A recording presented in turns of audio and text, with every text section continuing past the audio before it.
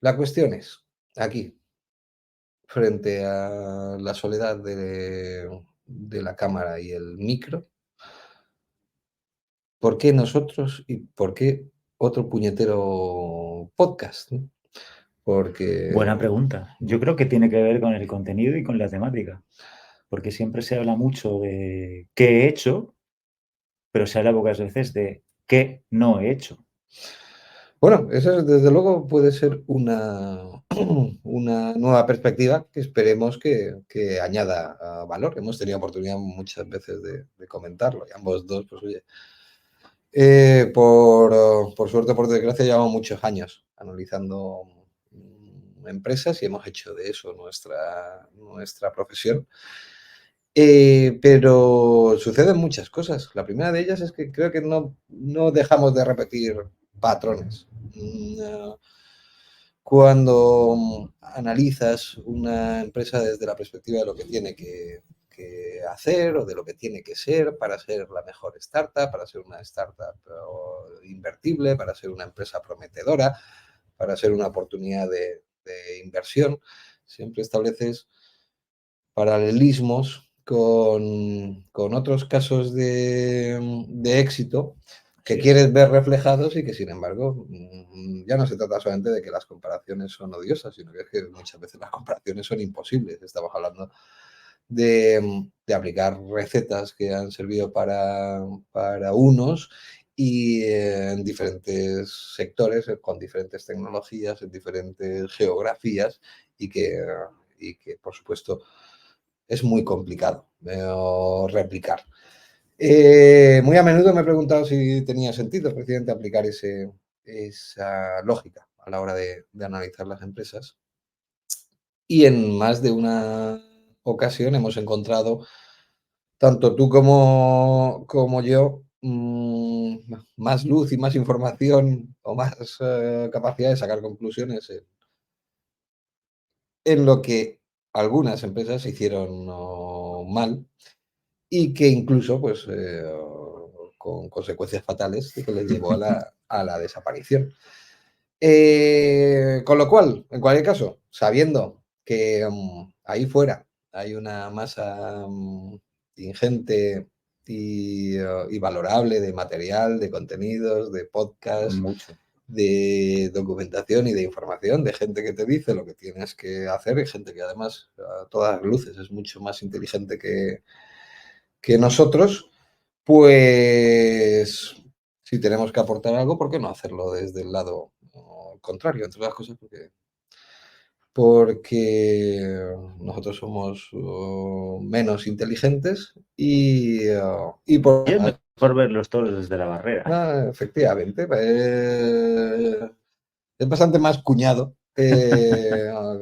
coger y sentarse a analizar cuáles han podido ser los grandes errores, los fails más sonados, las quiebras más significativas, porque además ahí sí creo que se producen sistemáticamente unas pautas y unas repeticiones y unas Sí, dinámicas sí, sí, cierto que es. las veo mucho más aplicables a otras empresas que las pautas del éxito, que esas siempre necesitan adaptación. Las causas del fracaso son red flags, son alarmas, son gritos de socorro y de alerta que siempre están ahí y que siempre tienen valor para todos los que se las quieran aplicar. Desde esa perspectiva es desde la que nos atrevemos, tenemos la osadía y la falta de vergüenza pues de lanzar un podcast más que ojalá pues nuestra hipótesis sea válida y consiga aportar algo. Con lo cual, poco más o menos en eso consiste. Sí, sí, sí, al final es preguntarnos, muchas veces a los emprendedores les preguntan, ¿por qué tú? ¿Por qué tú vas a reventarlo? Pero también es bueno preguntarse el por qué has fallado y utilizarlo pues como aprendizaje. Bien es cierto lo que tú dices, que hay patrones que se repiten, al final en esta serie de episodios se va viendo que hay patrones que se repiten, pero siempre dicen que el hombre es el único animal que tropieza 2 veces con la misma piedra. Dicho esto, siempre es interesante ver desde diferentes ángulos, de diferentes perspectivas, diferentes sectores, qué cosas no hay que hacer, o al menos intentar evitarlo. Al final está también aquel aforismo de que a veces ganas y a veces aprendes. Eh, Se puede aprender del éxito, que es un poco el enfoque que lleva pues todo el ecosistema y toda la academia. Es más fácil aprender de los fracasos. No sé, un poco en eso consiste, o esa es la lógica subyacente a este ejercicio. Creemos que hay valor en las historias de las vicisitudes, de los problemas y de las crisis que atravesaron otras empresas y que es valor fácilmente trasladable, del que se puede sacar lecciones y del que se puede aprender. Otra cosa ya es que, que se prefiera ganar y no aprender. Pero ahí va pues nuestro pequeño granito de arena. Y sobre todo yo creo que lo importante es, hemos dicho que se repiten patrones, pero para llegar a ese final, para repetir ese patrón, no siempre se sigue el mismo camino. Con lo cual pueden Completamente, ser las causas siempre las mismas, pero los caminos son completamente diferentes. completamente de acuerdo. Pues nada, sin más, yo creo que lo que tenemos que hacer es empezar a practicar el movimiento andando. Eso es. Vamos con el ¿De quién te primer. gustaría que habláramos? Pues vamos a ver, es que evidentemente un tema como esto se me vienen muchísimos nombres a la cabeza. Que quiero decir que son por todos conocidos y todavía resuenan, incluso algunos de los más antiguos. Grandes escándalos, quiebras, concursos de acreedores, empresas con serios problemas, algunas que los consiguieron resolver, como también veremos en algún capítulo, otras que no fueron capaces de sobrevivir a ellos.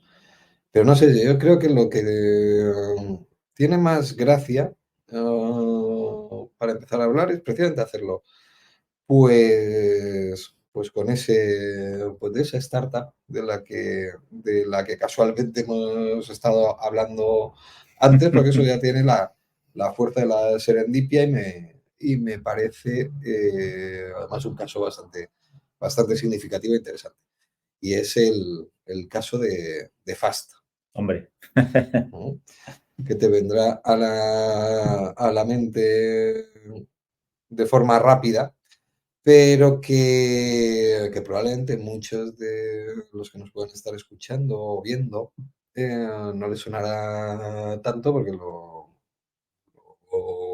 Es que que fue tiene la fast. historia de Fast Es que efectivamente es que fue fast. todo fue rápido. Con lo cual, los que tengan una edad más joven que la nuestra, igual hasta son capaces de que les haya pasado desapercibido. Tú que te conoces bastante mejor la historia, porque hemos comentado antes, ¿por qué no haces una intro un poco de qué es lo que hacía esta gente? Bueno, pues Fast, lo que hicieron Fast, podemos decir, no, arrancó en San Francisco en el año 2019 y en 2022 había cerrado ya. Por el camino levantó 125 millones de dólares, no está mal, No. no está mal. Pasó una pandemia por en medio. Fueron 3 fundadores, Alison Barr, que era una ex ejecutiva de Uber, Joshua Atulafi, un australiano que al año salió de la compañía ya por divergencias con él. Porque se lo lía. Sí, había diferencias a nivel estratégico y luego con el gran protagonista de esta historia que es Tom Holland. Tom Holland es un australiano afincado en San Francisco y hay que remontarse un poco antes porque Fast lo que hacía al final era simplemente implementar un checkout en los comercios electrónicos para que los procesos de compra fueran mucho más rápidos. O sea, estaba demostrado que los procesos de compra, entre un 30 y un 40%, se caían las ventas porque tenían que completar demasiados pasos. Entonces, comentaba que hay que remontarse un poco más atrás, más en concreto al año 1997, porque esta tecnología no era nueva. Esta tecnología la inventó y la patentó en su momento Amazon. Amazon cuando era simplemente un vendedor de libros. Esta patente dura 20 años y en 2017 se les acaba. Pero la patente, ¿de qué? Del proceso de De pago, un la proceso tecnología. rápido, pero Sí, eso es una funcionalidad sí, y sí. eso se puede patentar. En Estados Unidos sí. Mm. En Estados Unidos lo patentaron y en 2017 acaba. Es decir, tuvieron la patente durante 20 años Durante 20 sin años. desarrollarla Amazon o La llegó a tuvieron ahí. implementarla Sí que es en cierto su web. que en su momento, en el año 2000, Apple compró la licencia y lo implementó en su plataforma de iTunes, que pues imagínate cómo sería en el año 2000, ¿no? Pero bueno, fueron los primeros que lo hicieron. ¿Qué es lo que pasa? Que esta tecnología estaba muy pensada para entornos muy cerrados. O sea, Amazon, Apple, tecnologías que tú ejecutas en su propio entorno. O sea, tienes que vender en Amazon para poder hacer la compra en un clic, que al final es lo que hacían. Entonces,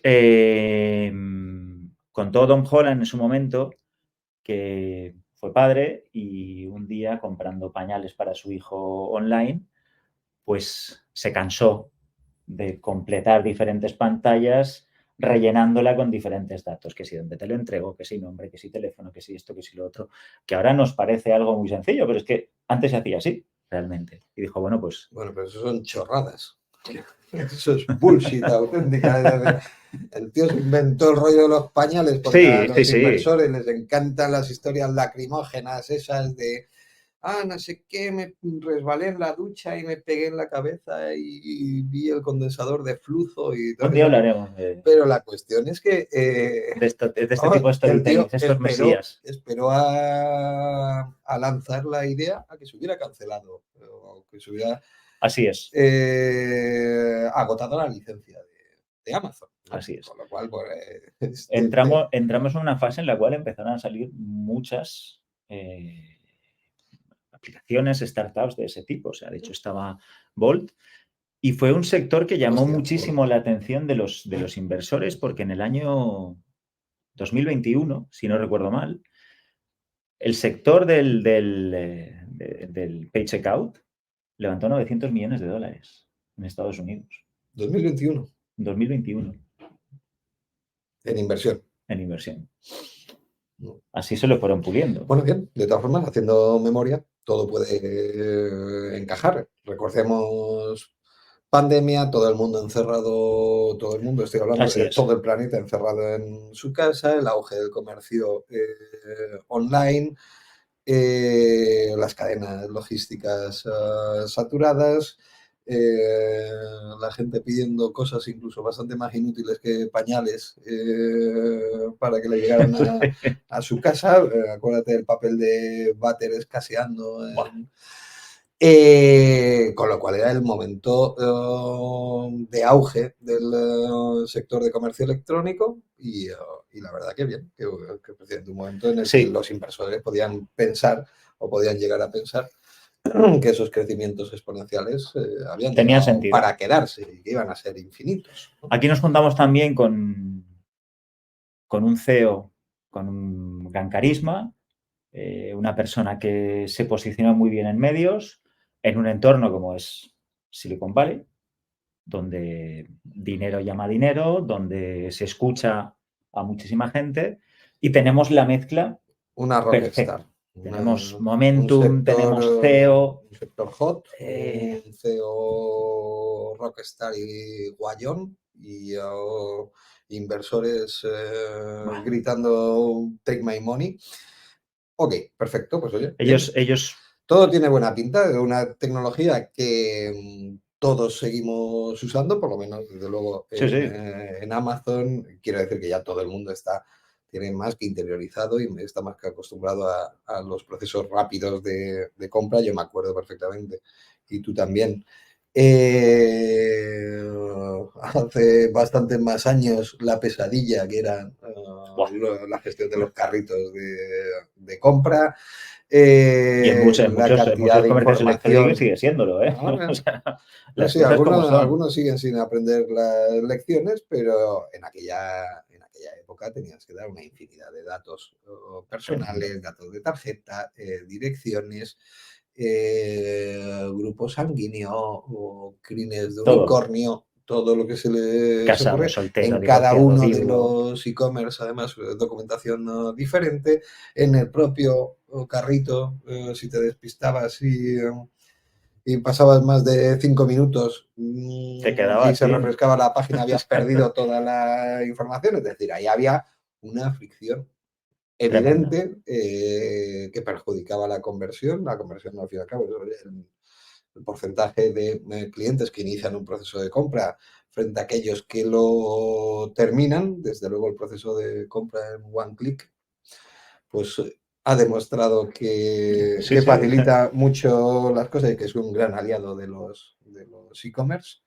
Con lo cual, a lo que iba, es decir, todo el mundo tiene ya interiorizado eso, pues entiendo Hombre, que a tiene. Fast pues le debían ir las cosas bastante, Sí, bastante aquí, bien. aquí tenemos dos variables que son muy importantes. Una es la oportunidad de mercado, que es algo que hay que valorar. O sea, el detectar que hay esa oportunidad de mercado. Y por otro lado, estamos hablando de un 2019 donde había muchísima facilidad de captación de financiación, además en un sector que llamaba la atención de los inversores. Ujú. ¿Vale? Con lo cual, oye, este tipo de cosas, pues como idea y como ejecución del planteamiento, ¿no? De la idea. Que vamos a ver si lo entendió bien. Esto es coger una funcionalidad de Amazon, que hasta ese momento, pues Amazon, mientras tenía la vigencia de esa patente, pues la mantenía restringido a su Plataforma. e-commerce, a su plataforma. Solamente los usuarios de Amazon se podían beneficiar de ello. La cogen y entiendo que su propuesta de negocio es vamos a extenderlo a todo el resto Así de es. marcas, de páginas web, de e-commerce, ajenos Esa era a Amazon. su propuesta. Pues bueno, pues debieron vender como rosquillas, entiendo, Ese fue uno de y los crecer problemas. rápido. Ese fue uno de los problemas. Hay que hablar de las cosas que hizo bien Fast, y es que detectó una oportunidad de mercado, consiguió levantar capital con una idea de negocio que en ese momento estaba bueno, muy, muy en boga. Pero bueno, a partir de ahí Bueno, a ver, viene 140 millones, me has dicho. 120, 125 millones de 125. dólares. Eso no se levanta en una ronda ni en dos. No, en Eso son. 2019 levantaron 2,5. En 2020 levantaron 20 más. Y en 2021, 100 más, 100, sí, 102, 105, una cosa así, y 6 meses después cerraron. A los 6 meses de levantar 100 millones. Sí, sí, sí, pero explicaremos las causas de por qué Mm. cerraron, que son muy sencillas. O sea, al Pues final, explícamelas. Porque, el tema era muy sencillo. Al final, aquí estábamos hablando de un sector en el cual, bueno, los merchants, los comerciantes, los propietarios de comercios electrónicos, ya pagaban una serie de comisiones a los bancos en sus plataformas. ¿Vale? Entonces, Fast lo que hacía es, oye, yo voy a tener una especie de modelo de negocio neutro por el cual tú no tengas que pagar más a mí, sino que te mejoro a nivel de funcionalidad lo que ya tienes. Yo te pongo esto y tú me pagas a mí. Tenían un modelo de claro, negocio, pero eso es una comisión sobre la que ya les cobraba el una, banco, una o la que comisión ya les sobre, cobraba sobre, la volumen pasarela de, sobre de. volumen de Bien, ventas. pero un sobrecoste sobre lo que ya estaban pagando. Entre un 2,5 y un 3% aproximadamente. ¿Qué es lo que pasa? Que Fast se ocupó más de hacer crecer la plantilla que no el negocio. O sea, consiguieron el concepto de escalabilidad, hay que aplicarlo tanto a la gente que trabaja contigo como al negocio. Ellos lo aplicaron solamente a la plantilla. Pero pequeños Entonces, detalles. es un pequeño detalle, ¿no? Porque pasaron en un Pero no año entiendo a qué tipo de perfiles. ingenieros. Ingeniero. El tema de desarrollo. Sí, sí, sí. Ellos pasaron de tener 90 trabajadores a finales de 2020 a 400 a finales de 2021. con unos ingresos estimados en base a estudios en 2020 de 600.000 euros. 600.000 euros con 400 trabajadores, la mayoría de ellos ingenieros, lo cual quiere decir que estaban Pues todavía quemando 10 millones de caja todos los meses. quemando 10 millones Normal y que en desarrollo de producto. Si es que los números salen 10 millones al año por 12 meses son 120 millones, que es lo que levantaron. Más o menos es lo que estudiaron operativo. El dinero suficiente como para pagar unas nóminas, eso sí, para pagarlas con dinero de inversores y no con dinero de los clientes. Así es. Entonces, uno de los principales problemas que tuvieron es que fue una propuesta que estaba muy de moda, pero ellos se enfocaron mucho en pequeño negocio, no en grandes negocios.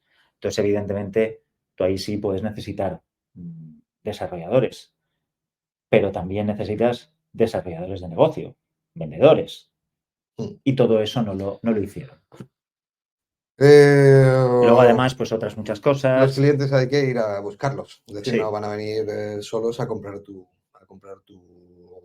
solución o a comprártelo online o a descargarse tu herramienta. Cuando estás hablando de pequeños negocios o retailers y pequeñas empresas, pues oye, al final eso necesita zapatilla y calle y llamar a la puerta y visitar. Y eso, y es que ni siquiera tenían a esa gente en la calle, sino que estaban desarrollando. ¿El qué? Pues no se sabe. Pero estaban ahí. Hasta que se les acabó el dinero. se les acabó el dinero y además es que estaban respaldados, entró la tercera ronda, si no recuerdo mal, entró hasta Stripe.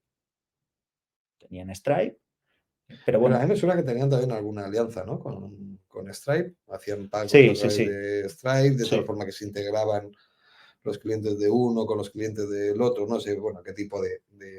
Es decir, tenía sentido tenía todo el sentido. Y era bonito en el deck o en la información de la empresa, pero sin embargo, pues parece que alguien se olvidó de vender. Sí, alguien se olvidó de que había que vender y que hay que estructurar y hacer crecer las empresas conforme crecen los ingresos y todo eso pues les abocó al cierre definitivo en abril de 2022.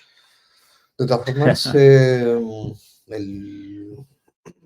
también tuvieron, es decir, surgieron con el hype o beneficiándose de un ciclo positivo, alcista con el tema de los e-commerce, a raíz de inmediatamente de la pandemia. Pero creo que también, igual lo que contribuyó también a su caída, pues tuvo que ver también con el cierre de ese ciclo. No olvidemos que todo el dinero que afloraba y que llegaba a raudales durante el año 20 a este tipo de modelos de negocio, a este tipo de sectores. Además, hay que entender que ellos estaban en una intersección entre el tema el sector fintech y el sector de e-commerce, que eran dos de los que se pusieron más en boga en aquel momento, pues todo ese dinero ya en el 2021 sufrió una corrección terrible. Se vio que las economías a nivel mundial volvían un poco a la normalidad, se volvió a corregir el mix entre comercio online y comercio offline y a ellos les pilló con el pie cambiado, por lo que me imagino. Les pilló con el pie cambiado totalmente. No tenían un plan, así de sencillo. Era una startup que vivía del dinero de... Se estrellaron contra el muro de la realidad. Totalmente. Pues, jugaron con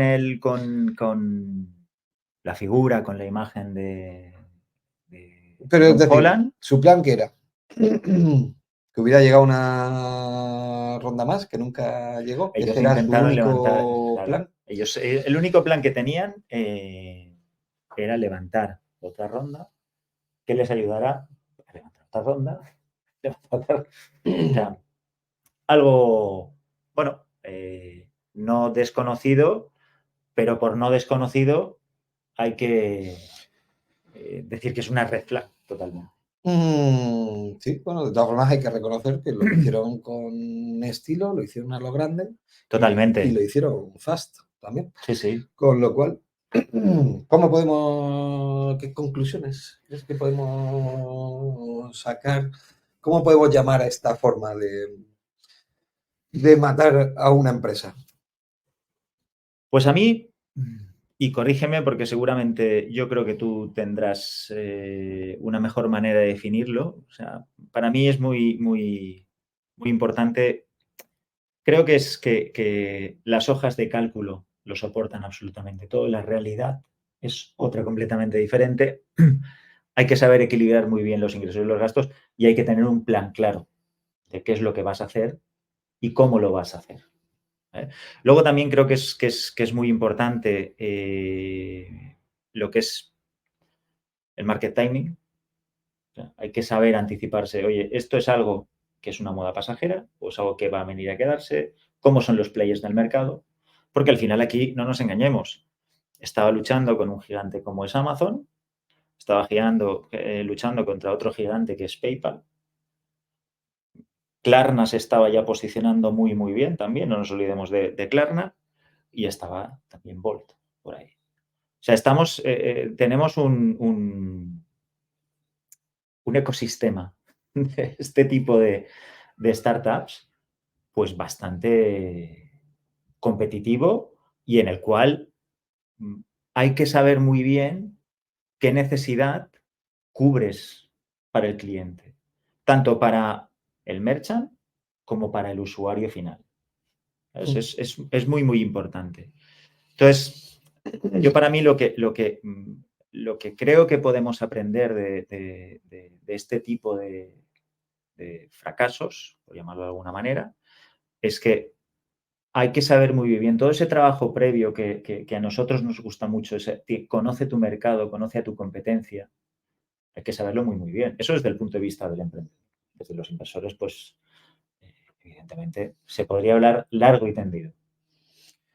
Sí, ya tendremos oportunidad de tratar también la parte de los inversores, que son absolutos protagonistas también Sí, en sí. muchos de los casos por los que se termina hundiendo alguna empresa. Pero de todas formas, me parece una buena oportunidad también de que quede claro cuál es el rol o el lugar de cada cual.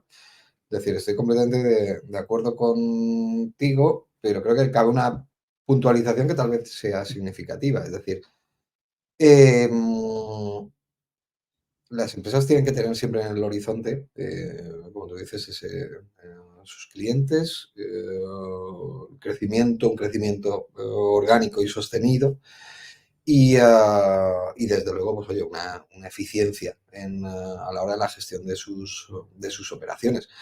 Pero eso no quiere decir que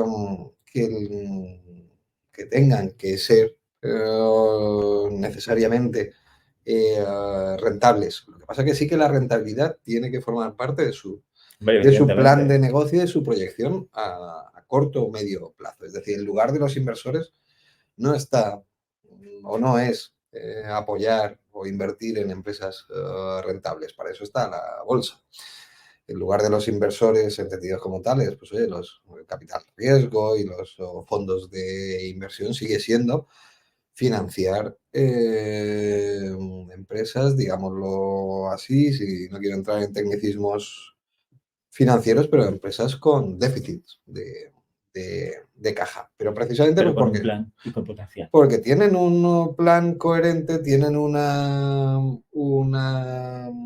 planificación de cómo ejecutar, tienen al cliente en el centro, que es lo primero, y tienen una visión lógica del lugar que quieren ocupar en el mercado y de cada una de las fases que les va a llevar hasta ahí. Ahí es donde tiene que intervenir un inversor, cuando hay, como te digo, ese plan coherente y vigilar que se siga cumpliendo. Cuando, sin embargo, el único único plan que tienes es que vengan nuevos inversores a tapar los errores o los actos de fe o los saltos al vacío que hayan podido dar inversores anteriores y a financiar un déficit que no para de crecer, pues claro, ahí es donde siempre ha existido un problema, pero desde luego, desde que también llegaron las grandes correcciones al mundo de las startups y de las tecnológicas, a partir, pues sí, de año 21 aproximadamente, cuando estos hincaron la rodilla, pues claro, cuando además vienen mal dadas, se corta el grifo y para los primeros, para los que se les corta, es para los que tienen la rentabilidad diferida al infinito, o ni diferida. como podía ser el caso de Fast. Con lo cual, pues oye, me mola porque hay muchas lecciones para sacar. Es decir, hemos hablado de vientos de cola, de ciclos vientos de cola, que benefician al principio y que a su vez también te perjudican al final. La importancia del análisis de mercado, del análisis de tendencias, de conocer a tu competencia. O sea, porque, bueno, al final hay que saber con quién te estás jugando las habichuelas. En resumidas cuentas, oye,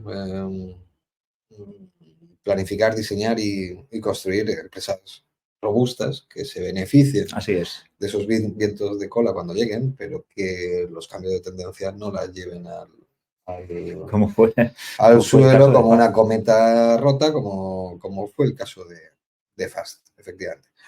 Pues, oye, un caso divertido, con muchos aprendizajes, fugaz. También. Y además yo creo que muy sintomático de una era sí. del dinero fácil, de la profecía autocumplida, muchas veces alimentada por los propios inversores, por eso decimos que tienen o tenemos también muchas veces mucho protagonismo también en los grandes éxitos, pero también en los grandes fracasos de las empresas. Y ya solo nos falta un título. ¿Qué etiqueta podemos ponerle a este caso? ¿Con qué te quedas tú? Yo creo, hay una expresión en inglés que me gusta mucho, es from boom to bust, que es un poco como que de la explosión a la implosión, de arrancar muy rápido y parar de golpe. O sea, un poco sería porque además es que es que yo no sé si Tom Holland pensó el nombre ya teniendo claro que iba a ser todo fast, fast, fast, fast, fast. No lo sé. Pero a mí esa expresión en inglés me gusta bastante y un poco refleja, pues eso, cosas que se hicieron bien, como, bueno, aprovechar, como tú bien decías, los vientos de cola, subirte encima de la ola y cosas que, evidentemente, oye, pues hay que escalar en todos los sentidos, no solamente en una parte de lo que es el profit and loss. Hay que escalarlo de arriba y lo de abajo. Porque si lo escalas de abajo, pues alguien tiene que alimentarlo de arriba. Y es un poco lo que pasó. Pues 100% de acuerdo. Y por traérnoslo un poco más a lo castizo, pues lo podríamos traducir en aquello de arrancada de caballo y parada de burro. Parada de burro. O también que estos se comieron el muro. ¿Sabes? Se dejaron los dientes en el muro porque no había ningún plan B y porque la estrategia de crecimiento estaba completamente desentendida no había estrategia de crecimiento. De los clientes y del desarrollo de negocio. Con lo cual, pues bueno, los que quieran el título en inglés ya tienen uno, los que lo quieran en castellano tienen el alternativo. Y oye, me ha parecido muy interesante. Me he divertido mucho hablando de Fast. Pues nada, hasta... Pues nada, Orfeo. Esto es todo, amigos, en esta soleada tarde de primavera. Y nos veremos pronto con un nuevo caso. Yo ya estoy dándole vueltas a la cabeza con un par de ellos que por lo menos van a ser divertidos. Seguro que sí. Pues buenas tardes a todos. Muchas gracias y hasta el próximo episodio. Chao, chao.